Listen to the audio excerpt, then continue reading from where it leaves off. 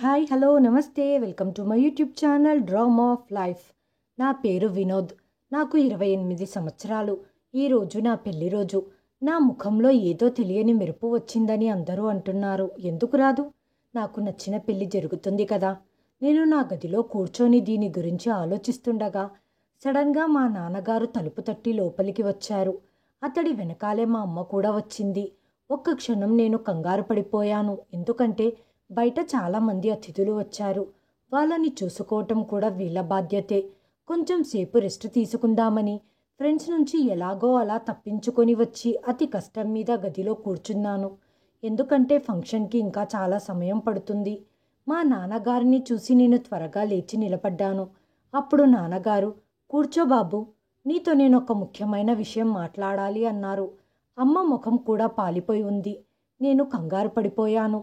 నా గుండెలో దడ మొదలయ్యింది. ఎందుకంటే ఇప్పుడు పెళ్లి జరుగుతున్న సమయంలో ఏదైనా జరిగితే చాలా పెద్ద ప్రాబ్లం అవుతుంది.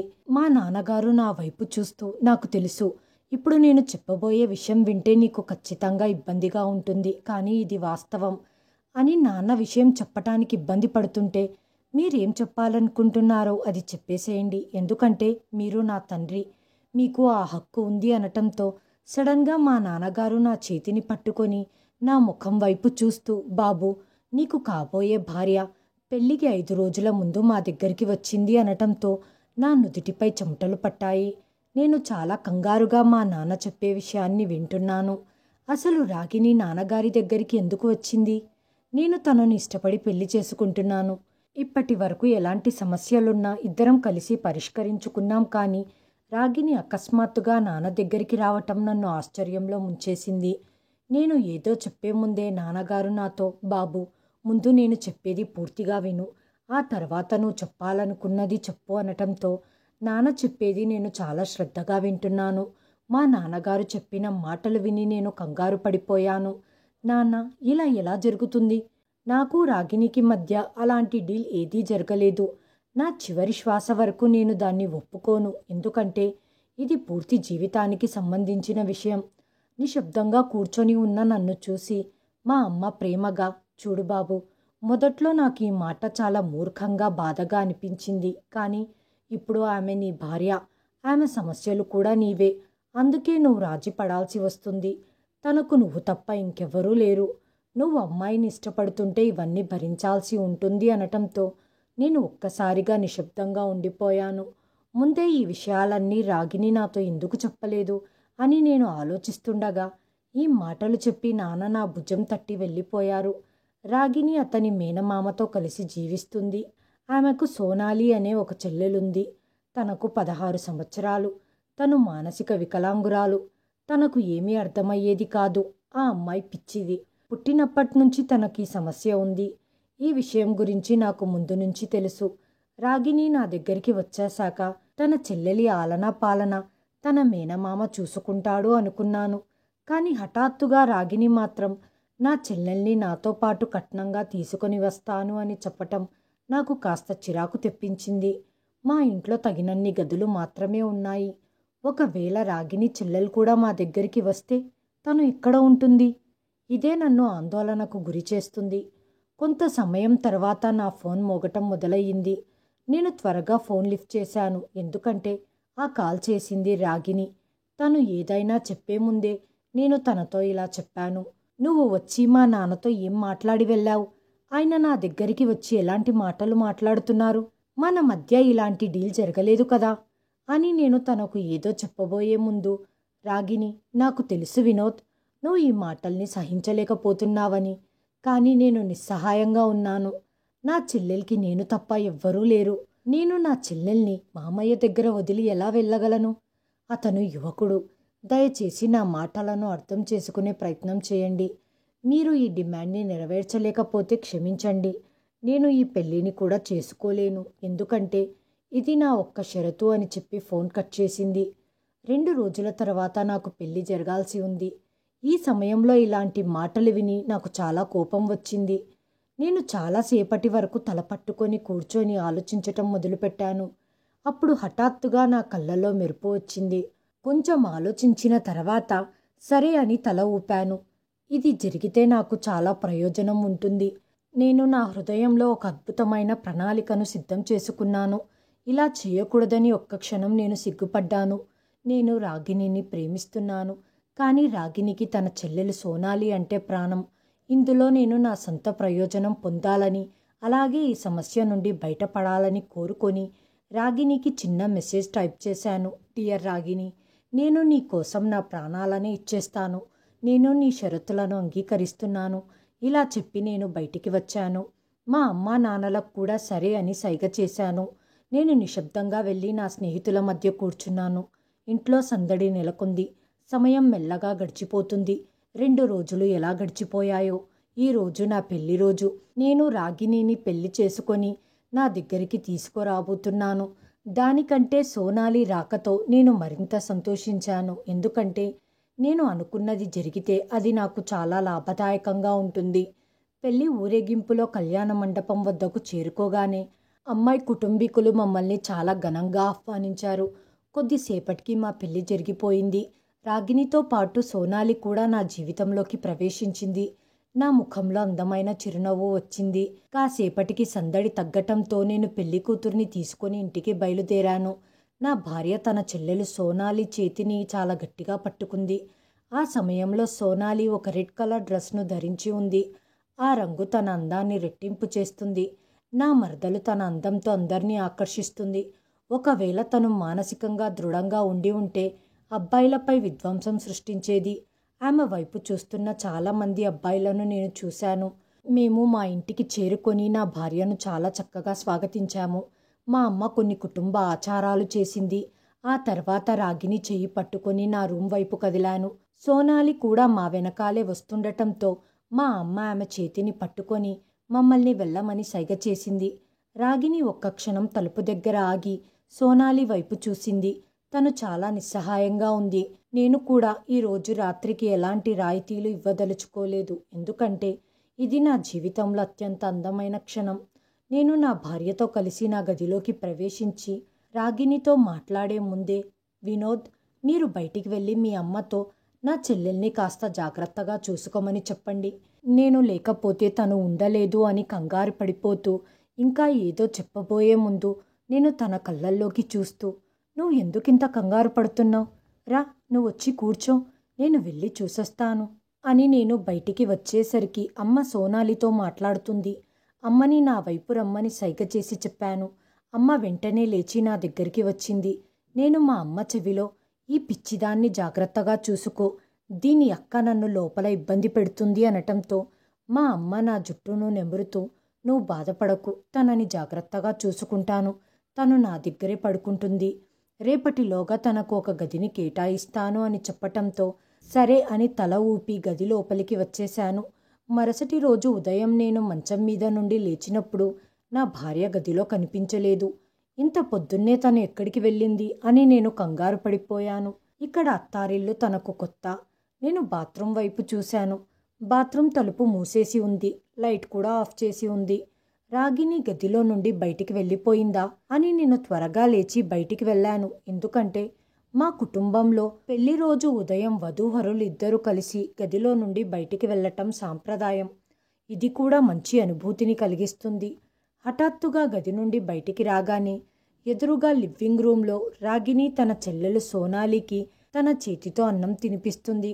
ఆ సమయంలో సోనాలి రాగిణికి ఏం చెబుతుందో కానీ రాగిణి మాత్రం బాగా నవ్వుతుంది. అదృష్టవశాత్తు ఎవరూ ఇంకా మేల్కోలేదు. అందుకే వెంటనే ఇద్దరి దగ్గరికి వెళ్ళాను. నేను లేవటం చూసి రాగిణి వెంటనే లేచి నిలబడింది.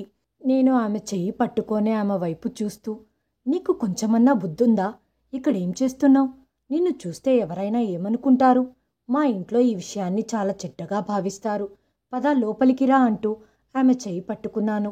వెంటనే సోనాలి నా చెయ్యి పట్టుకొని నా వైపు చూస్తూ, బావా, మా అక్కను వదులు, మేము భోజనం చేస్తున్నాం, కావాలంటే మీరు కూడా భోజనం తినండి అంటూ చాలా అమాయకంగా మాట్లాడింది. ఒక్క క్షణం ఈ అమ్మాయి పిచ్చిది కాదేమో అని అనుమానం కలిగింది. నిశ్శబ్దంగా ఉండిపోయాను. తనకు ఏమని సమాధానం ఇవ్వగలను? నేను రాగిణి వైపు చూస్తూ లోపలికి రమ్మని సైగ చేసి గదిలోకి వెళ్ళాను. నా మనసు విచిత్రమైన గందరగోళానికి గురయింది. ఆ అమ్మాయి చాలా అమాయకురాలు. నేను తనతో ఆ విధంగా ప్రవర్తించాలా? ఇదే విషయం నన్ను పదే పదే కలవరపెడుతుంది. రాగిణితో ఈ అమ్మాయి ఉండటం నేను తట్టుకోలేకపోతున్నాను. నా వైవాహిక జీవితంపై కూడా ప్రభావం చూపుతుంది. ఇప్పుడైతే అమ్మ సోనాలిని భరించగలుగుతుంది, కానీ కొంత సమయం గడిచాక అమ్మకు కూడా తను భారమవుతుంది. అందుకే వీలైనంత త్వరగా ఆమెను వదిలించుకోవాలనుకున్నాను. కొంత సమయం తర్వాత రాగిణి గదిలోకి వచ్చింది. తన ముఖంలో బాధ కనిపిస్తుంది. నేను ఆమె వైపు చూస్తూ, ఇప్పుడు నువ్వు నీ పుట్టింట్లో ఉండటం లేదు, నీ అత్తామామల ఇంట్లో ఉంటున్నావని గుర్తుంచుకో. ఈ మాట చెప్పి నేను కళ్ళు మూసుకొని పడుకున్నాను. ఆ తర్వాత ఉదయం 10 గంటలకు కళ్ళు తెరిచాను. అప్పుడు రాగిణి అద్దం ముందు కూర్చొని రెడీ అవుతుంది. నేను కూడా లేచి ఫ్రెష్ అప్ అవ్వటానికి బాత్రూంకి వెళ్ళాను. నేను బయటకు రాగానే రాగిణి వెంటనే అద్దం దగ్గర నుంచి లేచి షూస్ వేసుకోవటం మొదలుపెట్టింది. అప్పుడు నేను తన చేయిని పట్టుకొని తనని చూస్తూ, చూడు, నేను చెప్పిన విషయం నీకు బాధ కలిగిస్తే నన్ను క్షమించు. నువ్వు టెన్షన్ పడకూడదని నీకోసమే ఇదంతా చెబుతున్నాను. ఎవరైనా కుటుంబంలోని ఆడవాళ్ళు ఈ విషయం గురించి నిన్ను ప్రశ్నిస్తే నువ్వు వారికి సమాధానం చెప్పలేవు. అందరి ముందు నీకు చిన్నతనంగా అనిపించకూడదని ఇలా చెబుతున్నాను. నా మాట విని రాగిణి మృదువైన స్వరంతో, నాకు అన్నీ తెలుసు, కానీ నేను నిస్సహాయంగా ఉన్నాను. నా చెల్లెలు నన్ను చాలా ప్రేమిస్తుంది. నేను మీ కుటుంబానికి ఎలా అయితే అపరిచితురాలనో అదేవిధంగా నా చెల్లికి కూడా ఈ కుటుంబం అపరిచితమే. నా మాటను కాస్త అర్థం చేసుకోవటానికి ప్రయత్నించండి. మీరు ఈ విషయాన్ని అర్థం చేసుకుంటే నేనెప్పుడూ మీకు విధేయతగా ఉంటాను అని చెమ్మగిల్లిన కళ్ళతో చెప్పింది. అప్పుడు నేను నిశ్శబ్దంగా ఉండిపోయాను. నేను తన చేతిని వదిలేసి నన్ను నేను కంట్రోల్ చేసుకున్నాను. ఇప్పుడు నేను మరింత అయోమయంలో పడ్డాను. నేను ఆ పనికి పాల్పడితే రాగిణిని ఎలా హ్యాండిల్ చెయ్యాలి అన్న విషయం నన్ను పదే పదే ఇబ్బంది పెట్టడం మొదలుపెట్టాయి. ఇలా నా పెళ్ళై వారం గడిచింది. నేను మెల్లగా రాగిణి చెల్లెలు సోనాలితో సమయం గడపటం, అలాగే మాట్లాడటం మొదలుపెట్టాను. తను ఎవరితోనూ ఎక్కువ మాట్లాడేది కాదు. తన అక్కతో మాత్రమే మాట్లాడేది. తన పక్కనే కూర్చునేది. ఏమి కావాలన్నా తననే అడిగేది. ఇవన్నీ నాకు చాలా బాధగా అనిపించేది, కానీ బయటికి మాత్రం నవ్వేవాడిని. ఎందుకంటే నా దృష్టిలో రాగిణి నాకు మాత్రం సొంతం. నీ భార్య ఎప్పుడూ తన పిచ్చి చెల్లెలు చుట్టూ తిరుగుతూ ఉంటుంది. నిజానికి ఆమె తన అత్తామామల ఇంటికి వచ్చింది. తను మా అందరికీ సేవ చేస్తూ మా చుట్టూ తిరగాల్సింది. కానీ తన దృష్టిలో మాత్రం మాకు విలువ లేదు అని మా అమ్మ నాకు 2 సార్లు ఫిర్యాదు చేసింది. ఈ విషయాన్ని నేను రాగిణికి వివరించాను, కానీ నేను చెప్పింది తనకి అర్థం కావటం లేదు. ఈరోజు ఆదివారం హాలిడే కావటంతో నేను లివింగ్ రూమ్లో కూర్చొని నా మొబైల్ని చూసుకుంటుండగా హఠాత్తుగా సోనాలి ఎక్కడి నుంచో వచ్చి నా పక్కన కూర్చొని నా వైపు చూస్తూ, బావా, ఏం చేస్తున్నావు అంది. నేను తల తిప్పి చూసేసరికి కొన్ని క్షణాలు నేను నిశ్చేష్టుడయ్యాను. సోనాలి చాలా అందంగా కనిపించటం వల్ల కొన్ని క్షణాల పాటు నా మనసులో నా భార్య స్థానంలో రాగిణికి బదులు సోనాలి ఉంటే బాగుండేదని ఆలోచన వచ్చింది. కానీ నేను వెంటనే నా మెదడులో వస్తున్న ఆలోచనలను ఆపేసి ఆమెని చూస్తూ, నువ్వు నాతో పాటు పార్కుకి వస్తావా అని అడిగాను. సడన్గా ఇలాంటి ఆలోచన ఎందుకు వచ్చిందో నాకు తెలియలేదు. నిజానికైతే నాకు అలాంటి ఉద్దేశం లేకపోయినా ఈరోజు నాకు మంచి అవకాశం వచ్చింది. నా భార్య పనిలో బిజీగా ఉంది. సోనాలి కూడా ఈరోజు చాలా అందంగా కనిపిస్తుంది కాబట్టి ఎలాగైనా ఈ అవకాశాన్ని సద్వినియోగం చేసుకోవాలి అని ఆలోచించాను. ఈరోజు అమ్మా నాన్న కూడా పని మీద బయటకు వెళ్ళారు. నా కోరికను నెరవేర్చుకోగలిగిన ఏకైక సమయం ఇదే. నా మరదలు కూడా వెంటనే సరే అని తల ఊపుతూ, బావా, నువ్వు ఏది చెబితే అది చెయ్యాలని రాగిణి అక్క నాకు చెప్పింది. నేను వెళ్ళి రాగిణి అక్కతో చెప్పి వస్తాను. ఆ తర్వాత మనిద్దరం కలిసి వెళ్దామని ఆమె తన స్థలం నుండి లేచి నిలబడి చాలా చిన్నపిల్లలా మాట్లాడింది. నేను వెంటనే భయపడి ఆమె చెయ్యి పట్టుకున్నాను. తను నా వైపు కంగారుగా చూసింది. అప్పుడు నేను తనని నా పక్కన కూర్చోబెట్టుకుంటూ నా మాటల్లో నిమగ్నం చేశాను. నువ్వు ఈ విషయం రాగిణి అక్కకు చెబితే నిన్ను వెళ్ళనివ్వదు. సోనాలి ఇప్పుడెక్కడికి వెళ్ళదు, ఇంట్లోనే ఉంటుంది అని నిన్న రాత్రే మీ అక్క నాతో చెప్పింది. తను బయటికి వెళ్తే బాగా ఆడుకుంటుంది. ఆ తర్వాత కింద పడి దెబ్బలు తగిలించుకుంటుంది. అందుకే నువ్వు నాతో రావటం మంచిది. మనం తిరిగి వచ్చాక మీ అక్కతో ఈ విషయం చెబుదాం. నేను చెప్పింది విని తను కాసేపు ఆలోచించటం మొదలుపెట్టింది. రాగిణి బయటికి వస్తుందేమో అని నేను పదే పదే నా గది వైపు చూస్తున్నాను. ఎందుకంటే రాగిణి బయటికి వస్తే చాలా ఇబ్బందులు తలెత్తవచ్చు. కొంత సమయం తర్వాత అక్క కొడుతుంది అని చెప్పింది. బావా, ఆ రోజు కూడా నేను మా అన్నయ్యతో కలిసి మాల్కి వెళ్ళినప్పుడు అక్క నన్ను చాలా తిట్టింది అని ఇంకా ఏదో చెప్పకముందే, అయ్యో సోనాలి, తను నిన్ను కొట్టదు. ఎందుకంటే ఆ రోజు నువ్వు మీ అన్నయ్యతో పాటు వెళ్ళావు. ఈరోజు నువ్వు మీ బావతో పాటు వెళ్తున్నావు. నిన్ను నేను జాగ్రత్తగా చూసుకుంటానని రాగినికి బాగా తెలుసు. పద వెళ్దాం. సరే, నువ్వు రాకపోతే వదిలేయ్, నేను వెళ్తాను. ఈ మాట చెప్పి నేను లేచి నిలబడ్డాను. అవును అని కాదు అని చెప్పలేని క్లిష్ట పరిస్థితులలో ఆమెను ఉంచాను. తను ఏదో ఆలోచించి సరే అని తల ఊపి నా చెయ్యి పట్టుకొని బయటికి కదిలింది. రాగిని పర్మిషన్ మళ్ళీ అడగాల్సిందే అని ఆమె పట్టుపట్టకపోవటంతో నా మనసులో కృతజ్ఞతలు చెప్పుకున్నాను. ఎందుకంటే రాగిని పర్మిషన్ అడగమని ఆమె పట్టుబట్టి ఉంటే అది నాకు చాలా ఇబ్బంది కలిగించేది. నేను తనని తీసుకొని కారులో కూర్చున్నాను. నేను వెంటనే ఫోన్ తీసి నా స్నేహితులలో ఒకరికి మెసేజ్ చేశాను. ఎందుకంటే నేను వెళ్తున్న ప్రదేశం గురించి సమాచారం ఇవ్వటం ముఖ్యం. నా గుండె చాలా వేగంగా కొట్టుకుంటుంది. ఒక్క క్షణం నా మనసులో ఆలోచన వచ్చింది. నేను చేసే ఈ పని వల్ల రాగిని అనవసరంగా కలత చెందుతుంది. నా జీవితం మరింత కష్టతరంగా మారుతుంది. అమ్మ ఒత్తిడి, అందరి దూషణలు, ఈ అమ్మాయి నా జీవితంలో పదే పదే జోక్యం చేసుకోవటంతో పాటు ప్రస్తుతం నాకు డబ్బు అవసరం కూడా ఉంది. ఈ చివరి విషయం నన్ను ఎలాంటి పరిస్థితినైనా ఎదుర్కోవటానికి సిద్ధంగా ఉంచింది. సోనాలితో కలిసి సిటీ వైపు వెళ్ళాను. ఒక్కసారిగా రాగిని కాల్చేయటం ప్రారంభించింది. నా చేతులు మరియు కాళ్ళు మరింత మొద్దుబారిపోయాయి. నేను సోనాలి వైపు చూసేసరికి ఆమె బయట వాహనాలను చూస్తుంది. ఫోన్ తీసి చెవి దగ్గర పెట్టుకోగానే, ఎక్కడ ఉన్నారు? ఈరోజు మనిద్దరం షాపింగ్కి వెళ్ళాలి. సోనాలికి బట్టలు తీసుకొని రావాలి. త్వరగా రండి అనటంతో, సరే వస్తాను, కానీ నేను నా స్నేహితుణ్ణి కలవటానికి వెళ్తున్నాను. కొంత సమయం తర్వాత వస్తాను. ఆ తర్వాత మనిద్దరం వెళ్దాము అని చెప్పటంతో తను ఫోన్ కట్ చేసింది. నేను సోనాలి వైపు మరోసారి చూసి కార్ స్పీడ్ని పెంచాను. చాలా దూరం ప్రయాణించిన తర్వాత గౌరవప్రదమైన వ్యక్తులు అటువంటి స్థలానికి రావటానికి కూడా అవమానంగా భావించే ప్రదేశానికి చేరుకున్నాను. అది చాలా సందడిగా ఉండే ప్రదేశం. నేను అప్పటికే కార్ పార్క్ చేసి దిగమని సోనాలికి సిగ్నల్ ఇచ్చాను. నన్ను చూడగానే సోనాలి, బావా, మనం ఇక్కడికి వచ్చాము, మనమైతే పార్కుకు వెళ్లాల్సింది కదా అని తను ఇంకేదో చెప్పబోయే ముందు, అరే పిచ్చిదానా, ఇది పార్కే, ముందుకు వెళ్ళాలి. ఇక్కడ రద్దీ చాలా ఎక్కువగా ఉంది. నేనక్కడికి కారును తీసుకొని రాలేను. కాబట్టి నువ్వు కారు దిగు అని చెబుతూ నేను కూడా కారు దిగి తన చెయ్యిని పట్టుకొని ముందుకు కదిలాను. అక్కడ ఒక పెద్ద భవనం ఉంది. అక్కడ నిలబడి ఉన్న డాన్సర్లు మరియు వేశ్యలు నా వైపు చూస్తున్నారు. నా గుండె విచిత్రమైన రీతిలో కొట్టుకుంటుంది. నా అడుగులు భారీగా మారాయి. ఈరోజు నేను నా 16 ఏళ్ల మరదల్ని వ్యభిచార గృహంలో అమ్మటానికి వచ్చాను. దీని ప్రతిఫలంగా భారీ మొత్తం నాకు దొరకబోతుంది. ఈ అమ్మాయి నా జీవితం నుండి శాశ్వతంగా వెళ్ళిపోతుంది. ఇలాంటి కొన్ని విషయాలే నన్ను ఈ పని చేసేలా చేశాయి. నేను భవనం దగ్గరికి వచ్చేసరికి ఒక వేశ్య నన్ను చూసి, ఈ అమ్మాయేనా అనటంతో నేను చిన్నగా తల వంచి అవును అన్నాను. తనని అనుసరించి రమ్మని సైగ చేసి ఆమె లోపలికి వెళ్ళింది. సోనాలి నా చేతిని చాలా గట్టిగా పట్టుకుంది. మేము భవనంలోకి ప్రవేశించగానే ఎదురుగా ఒక మాస్టర్ కూర్చొని డ్రమ్స్ వాయిస్తున్నాడు. అతడికి ఎదురుగా 4 అమ్మాయిలు కాళ్లకు గజ్జెలు కట్టుకొని డ్యాన్స్ చేస్తున్నారు. కొందరు స్త్రీలు అటువైపు కూర్చొని గట్టిగా నవ్వుతూ పాటలు పాడుతున్నారు. ఎదురుగా భవనం యొక్క యజమాని తారాబాయి కూర్చొని ఉంది. మేము దగ్గరికి వెళ్ళగానే ఆ స్త్రీ వెంటనే లేచి కూర్చొని సోనాలిని పైనుండి కింది దాకా చూస్తూ, అమ్మాయి చాలా అందంగా ఉంది, ఆమె వయసెంత అంది. నేను వెంటనే ఆమెకు 16 ఏళ్ళు అన్నాను.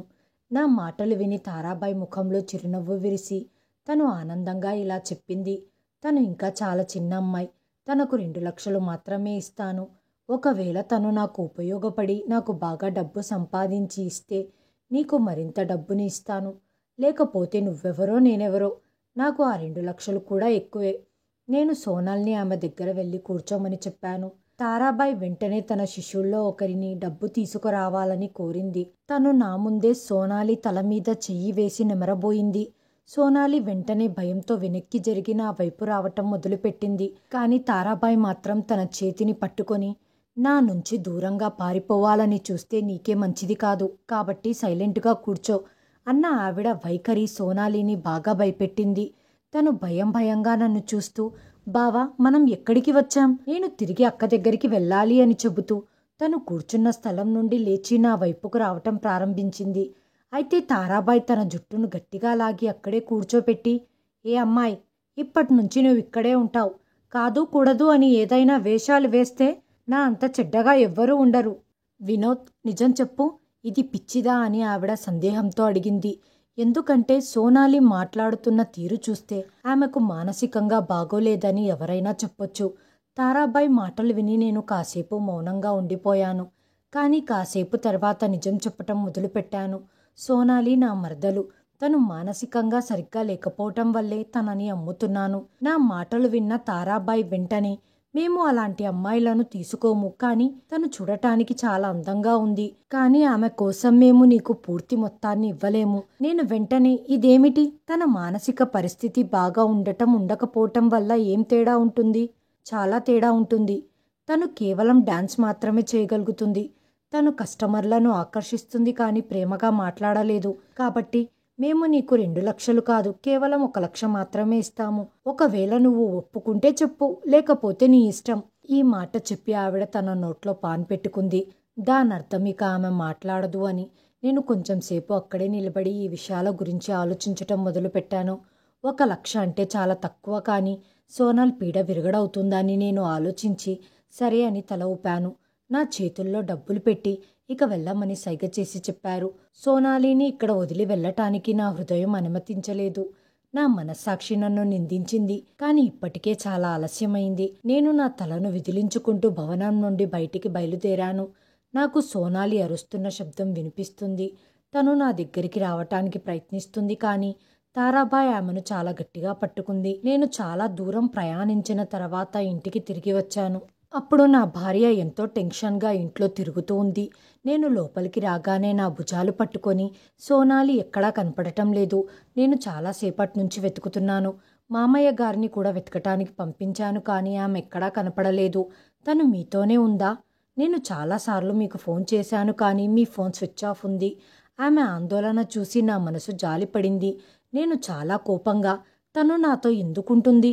నేను నా స్నేహితుల దగ్గరికి వెళ్ళాను. సోనాలి ఎక్కడికి వెళ్తుంది? ఇక్కడే ఎక్కడో ఉంటుంది. నువ్వు పైన చూసావా? తను ఆందోళనగా నా ముఖం వైపు చూస్తూ, లేదు, సోనాలి ఎక్కడా లేదు. కేవలం మీపైనే నా ఆశ ఉండేది, కానీ మీరు కూడా లేదు అన్నారు. నా చెల్లెలు ఎక్కడికి వెళ్ళింది? నేను మా అమ్మ నాన్నకి ఏమని సమాధానం చెప్పాలి అని తను కింద కూర్చొని వెక్కి వెక్కి ఏడుస్తుంది. మా అమ్మ నాన్న అందరూ సోనాలిని వెతకటానికి బయటికి వెళ్లారు. కొంతసేపటి తర్వాత అందరూ తిరిగి ఇంటికి వచ్చి సోనాలి ఎక్కడా కనపడటం లేదు అన్నారు. మేము దగ్గరగా ఉన్న ఇళ్లలో కూడా సోనాలి గురించి వెతికాము. అక్కడి నుండి కూడా ఎటువంటి సమాచారం రాలేదు. నా భార్య ఆమె స్థానం నుండి వెంటనే లేచి నిలబడి నన్ను చూస్తూ, మనం వెంటనే పోలీస్ కంప్లైంట్ ఇద్దాం. వాళ్ళు నా చెల్లెల్ని వెతికేస్తారు. ఎట్టి పరిస్థితులలో నాకు నా చెల్లెలు సోనాలి కావాలి. ఆమె యొక్క ఈ మండి వైఖరి చూసి నేను కోప్పడవలసి వచ్చింది. లేకపోతే పరిస్థితి చేజారిపోయేది. నేను రాగిణిని చూస్తూ, నోరు మూసుకో, ఎవరు మాట్లాడాల్సిన అవసరం లేదు. నీ చెల్లెలు ఒక మానసిక రోగి కాబట్టి ఇక్కడే ఎక్కడో వెళ్ళి ఉంటుంది. సాయంత్రం లోపల తిరిగి వస్తుంది. ఒకవేళ తను రాకపోతే తను ఎక్కడో పారిపోయింది, ఇక రాదు అని అర్థం చేసుకో. నువ్వు పిచ్చిదానిలా ఏం ఆలోచిస్తున్నావు? పోలీసులకు కంప్లైంట్ ఇచ్చి మా కుటుంబ పరువు తీయలేను అని కోపంగా ఆమెకు సమాధానమిచ్చాను. రాగిణి ఒక్కసారిగా నా వైపు ఆశ్చర్యంగా చూసింది. నాన్నగారు నా భుజంపై చేయి వేసి మెల్లగా, మనం ఒకసారి పోలీస్ కంప్లైంట్ ఇస్తే మంచిదేమో. దీనిలో కుటుంబం పరువు పోయేదేముంది? ఏమో, ఆ అమ్మాయి జాడ ఏమైనా తెలిస్తే మంచిదే కదా అని ఇంకా ఏదో చెప్పబోతుండగా నేను కల్పించుకొని, నాన్న, కుటుంబం పరువు కాకపోతే నా పరువు పోతుంది. నా స్నేహితులందరికీ తెలిసిపోతుంది. మన బంధువులకు తెలిసిపోతుంది. ఆ తర్వాత నా ఉద్యోగంపై కూడా దీని ప్రభావం పడుతుంది. నా మరదలు పారిపోయింది అని అందరూ చెప్తారు. ఆమెను తప్పిపోయింది అని అనరు. అయినా నీ చెల్లెలు మానసిక స్థితి కూడా సరిగ్గా లేదు. నువ్వు తర్వాత చాలా కష్టాలు పడవలసి వచ్చేది. తను వెళ్ళిపోవటమే మేలయింది. ఆమె ఎక్కడున్నా సురక్షితంగా ఉండాలని ప్రార్థించు. మిగతాదంతా దేవుడు చూసుకుంటాడు. నేను ఈ మాట చెప్పి గదిలోకి వెళ్ళిపోయాను. నేను ఈ పరిస్థితులలో కటువుగా మాట్లాడటం చాలా అవసరం అనిపించింది.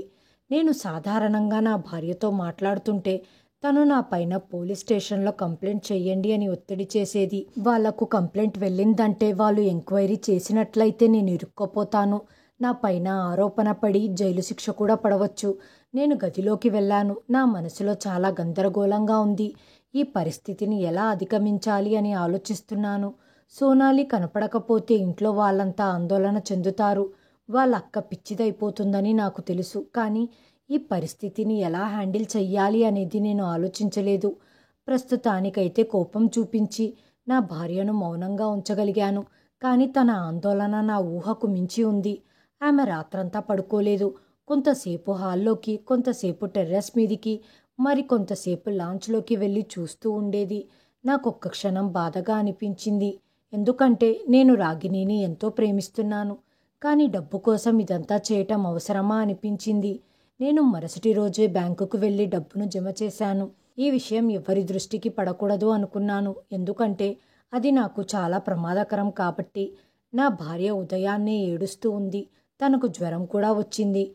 మా అమ్మ కూడా చాలా ఆందోళనలో ఉంది. ఆమె కూడా నాకు పోలీస్ స్టేషన్లో కంప్లైంట్ చేయమని సలహా ఇచ్చింది. కానీ నేను ఎట్టి పరిస్థితులలో కూడా దీన్ని అంగీకరించటానికి సిద్ధంగా లేను. ఎందుకంటే పోలీసులకు విషయం తెలిస్తే పరిస్థితి చేజారిపోతుంది అని నాకు తెలుసు. పరిస్థితిని ఇంకా పొడిగించటం నాకు ఇష్టం లేదు. మరుసటి రోజు నేను బ్యాంకు నుంచి రాగానే రాగిణి వాళ్ళ చిన్నాన్న కూడా హాల్లో కూర్చొని ఆమెను ఓదారుస్తున్నారు. నన్ను చూడగానే ఆయన లేచి నిలబడ్డారు. నేను నా ముఖ కవలికలను మార్చుకున్నాను. ఒకవేళ వాళ్ళ ముందు నేను సాధారణంగా కనపడితే వెంటనే నన్ను పోలీస్ కంప్లైంట్ చేయమని ఒత్తిడి చేస్తారు. నన్ను చూడగానే ఆయన నా దగ్గరికి వచ్చి నన్ను వాటేసుకున్నారు. ఆయన నన్ను చాలా గౌరవిస్తారు. ఆయన మృదువైన స్వరంతో, నేను మీ నాన్న యొక్క బాధను గ్రహించగలను. ఇది మా ఇంటి అమ్మాయి యొక్క భవిష్యత్తుకు సంబంధించిన విషయం కూడా. మీరు పోలీస్ కంప్లైంట్ చేయటానికి ఇబ్బంది పడితే నేను నా వైపు నుంచి పోలీస్ కంప్లైంట్ చేస్తాను. ఈ మాట విని నాకు ఊపిరి ఆగిపోయినంత పనయింది. నేను వెంటనే నన్ను నేను కంట్రోల్ చేసుకొని, మీరేం సాధించాలనుకుంటున్నారు? నా ఉద్యోగం పోవాలనుకుంటున్నారా? ఇదే విషయమైతే మీరు వెళ్ళి కంప్లైంట్ చేయండి. నా భవిష్యత్ అంతా నాశనమైపోతుంది. మీ యొక్క కంప్లైంట్తో ఏమీ జరగదు. కేవలం నా పరువు పోవటం మరియు నా ఉద్యోగం పోవటం తప్ప ఇంకేమీ జరగదు. నా ఉద్యోగం యొక్క పరిస్థితి మీకు తెలియదా? మా ఉద్యోగంలో మా పర్సనల్ విషయాలు కూడా లెక్కలోకి తీసుకుంటారు. అతని కుటుంబం ఎటువంటిది, ఎలాంటి పరిస్థితులలో వాళ్ళు ఉన్నారు? నా మాట విని ఆయన మౌనంగా ఉండిపోయారు. ఆయనకి ఈ పరిస్థితులన్నీ తెలుసు కాబట్టి ఆయన రాగిణిని శాంతపరచటానికి ప్రయత్నించారు. సోనాలి ఎటో వెళ్ళిపోయింది అంటే ఆ దేవుడు ఏదైనా మార్గం చూపించి ఉంటాడు. ఆమె గురించి ప్రార్థించు. ఆమె ఎక్కడ ఉన్నా సంతోషంగా ఉండాలని కోరుకో. ఆమెపై ఎటువంటి అఘాయిత్యం జరగకూడదని ప్రార్థించు. ఏమో, కొద్ది రోజుల్లోనే తను మళ్ళీ తిరిగి ఇంటికి రావచ్చు. నా భార్య ఎట్టి పరిస్థితులలోనూ వాటిని అంగీకరించటానికి సిద్ధంగా లేదు. ఆమె పరిస్థితి చాలా దారుణంగా తయారైంది. ఇప్పుడు నేను ఒక గట్టి నిర్ణయాన్ని తీసుకోవాలి అని నా భార్య వైపు చూస్తూ, నీకిక్కడ ఉండటం అంత ఇబ్బందిగా ఉంటే మీ ఇంటికి వెళ్ళు. నీకు రావటం ఇష్టం లేకపోతే శాశ్వతంగా అక్కడే ఉండిపోవచ్చు. నాతో ఎటువంటి సంబంధం పెట్టుకోవద్దు. దీనివల్ల నువ్వు పోలీస్ కంప్లైంట్ ఇచ్చినా కూడా నాకు ఎటువంటి ఇబ్బంది ఉండదు. నువ్వు ఇంకోసారి ఈ విషయం గురించి నా దగ్గర మాట్లాడితే నేను ఈ కఠినమైన నిర్ణయాన్ని తీసుకోవాల్సి వస్తుంది. ఇది చెప్పి నేను నా గదిలోకి వెళ్ళిపోయాను. నాకు తెలుసు నేను చాలా పెద్ద మాట అన్నాను అని. ఈ మాట విన్న తర్వాత నా భార్య ఇంకో మాట మాట్లాడలేదు. నేను అనుకున్నట్లే జరిగింది. కాలం మెల్లగా గడుస్తుంది. 15 రోజుల తర్వాత నాకు ఒక ఫోన్ కాల్ వచ్చింది. ఆ ఫోన్ లిఫ్ట్ చేయగా అవతల వ్యక్తి తారాబాయి నవ్వుతూ, ఓ కుర్రోడా, నువ్వు మాకు బంగారు చిలుకనిచ్చావు. ఆమె నా వ్యాపారాన్ని మెరుగుపరిచింది. నీకు 10 లక్షలు ఇద్దామని నేను నిశ్చయించుకున్నాను. నువ్వు నా దగ్గరికి రా, నీకు ఆ డబ్బులు ఇస్తాను అనింది. ఈ మాట విని నేను ఆశ్చర్యపోయాను. నేను ఏదో చెప్పేలోపే ఆమె ఫోన్ కట్ చేసింది. నేను చాలా ఆశ్చర్యంగా, ఆ అమ్మాయి ఎక్కువ డబ్బులు సంపాదించి ఇస్తున్నట్టు ఉంది. అందుకే ఆమె నన్ను పిలిచి డబ్బులు ఇస్తానని చెప్తుంది. అందుకే నేను నా పర్సనల్ పనులను ఆపుకొని ఆనందంగా ఆమె బంగ్లా వైపు బయలుదేరాను. కానీ అక్కడికి వెళ్ళాక నా పరిస్థితి ఏమవుతుందో నేను ఊహించలేకపోయాను. నేను ఆ బంగ్లా దగ్గరికి వెళ్ళాక ఆ రోజు ఎవరైతే ఆ తలుపు దగ్గర నిలబడి ఉందో ఆమె అక్కడే నిలబడి ఉంది. ఆమె నన్ను చూడగానే, బాబు మీరు వచ్చేశారా? రండి, తారాబాయి గారు మీకోసం వేచి చూస్తున్నారు. ఆమె మాటలు చాలా విచిత్రంగా ఉన్నాయి. నా మనసు లోపలికి వెళ్ళొద్దు అని చెబుతుంది.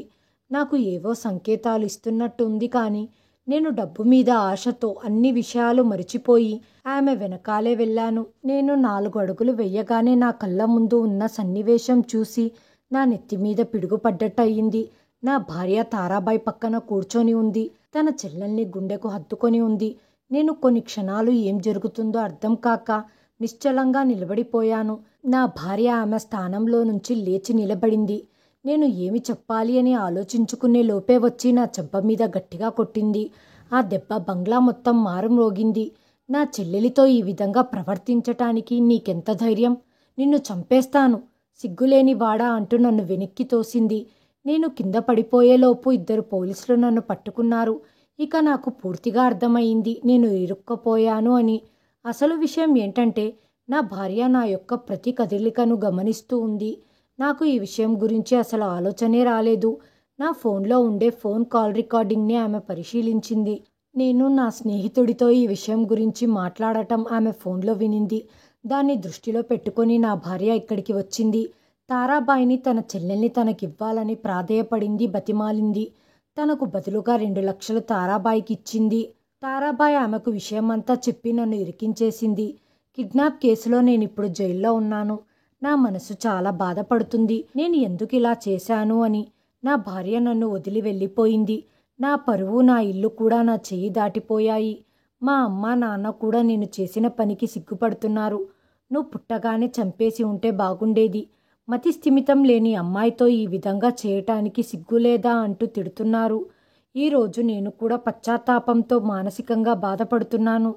నేను ఆ అమ్మాయి పిచ్చిదని తన జీవితంతో ఆడుకోవాలి అనుకున్నాను. కానీ ఈరోజు జీవితం నాతోనే ఆడుకుంది. నేను అత్యాశతో ఇప్పుడు చెరసాల పాలయ్యాను. హాయ్ ఫ్రెండ్స్, ఈ వీడియోని చివరి వరకు చూసినందుకు ధన్యవాదాలు. ప్లీజ్ సబ్స్క్రైబ్ చేయండి, లైక్ చేయండి, షేర్ చేయండి, కామెంట్ చేయండి. Thanks for watching.